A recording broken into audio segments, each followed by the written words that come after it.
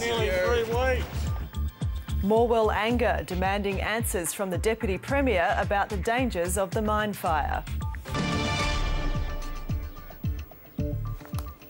Good evening, Frances Bell with ABC News. The state government will hold an independent inquiry into the Morwell mine fire in the wake of growing community anger about smoke from the blaze. The fire has been burning for 3 weeks, and while many locals have chosen to relocate with the help of government assistance, some simply don't have the means to do so.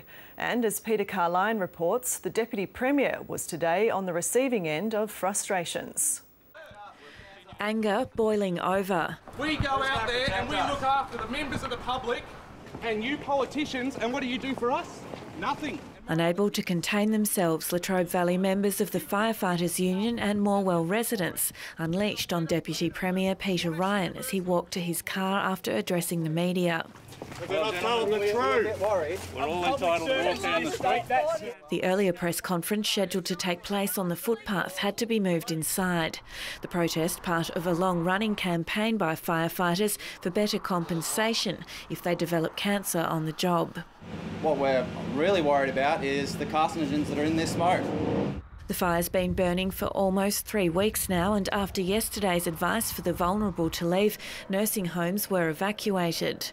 Many other residents also chose to go, including public housing tenant Lynette Walsh. She says others aren't so lucky. Some of them don't drive and they have no family, so they're just sitting there. As hundreds of grant requests flood in, authorities are now promising more help. The $1,250 will be made on a weekly basis for those families for as long as this incident requires that sort of assistance. There's also anticipated federal disaster relief funding for businesses doing it tough. We anticipate that within 24 to 48 hours, the Commonwealth Government will have processed the application which we have lodged. All of us have got our hearts open to what's happening in Morwell. It's a very emotional thing. It's very difficult for those in Morwell, and I mean all of Morwell. But there's still confusion about what exactly is in the ash. While more temporary financial assistance is on the way for Morwell residents, no one's able to say for how long this fire is going to burn or how long residents will have to stay away. I've noticed that the posties have stopped delivering mail in Morwell. What's that tell the community? The Victorian Government has also announced an independent inquiry into the fire, but says attention will only turn to it and who is responsible after the blaze is put out. The Fire Commissioner says that's at least 9 days away, but could be months. Peter Carline, ABC News, Morwell. Elderly residents have been relocated from the smoke-filled town of Morwell as the crisis deepens. Amid increasing scrutiny, the state government has announced an inquiry into the mine fire. Kate McPherson with the latest.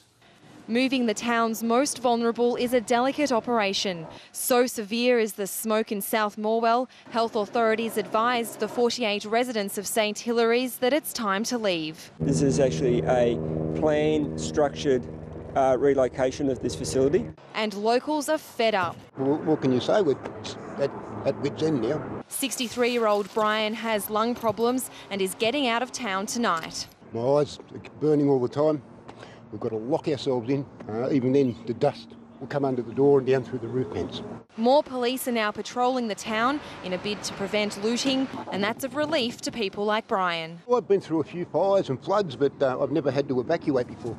Authorities say that wind forecasts for tonight and into tomorrow mean there could be an extended period of severe smoke here over South Morwell. And while some residents have left, others say it's just impossible with their work and other commitments. The state opposition says the government's response to the disaster caused widespread confusion about whether to leave. Perhaps senior citizens, the young, those with underlying health conditions, that advice ought to have been provided on day one, not 3 weeks later. It's very easy in this environment to cause even more grief in the minds of these people who are suffering enough already by feeding to them false information. But today, under mounting pressure, the state government revealed it would hold an inquiry. It will deal with all the questions which are being asked at the moment, and quite reasonably so, and we will get the answers. It's not clear on when the fire might be put out, and relief for Morwell residents isn't coming soon. Kate McPherson, 9 News. The elderly and frail evacuated as health fears heighten in Morwell. Almost 50 elderly residents in smoke-shrouded Morwell were evacuated today amid increasing health concerns.